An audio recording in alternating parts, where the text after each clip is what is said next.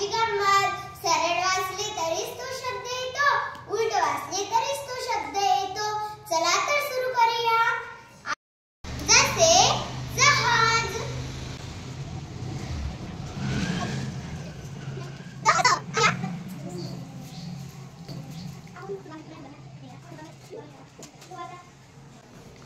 कोडो को.